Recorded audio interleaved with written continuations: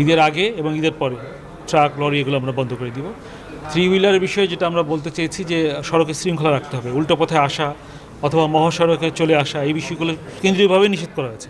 এগুলো ওনারা মেনে চলবেন আমরা আশা করি। আমরা এই মিটিং থেকেও তাদেরকে জানিয়েছি তারা যেন এইগুলো মেনে চলেন।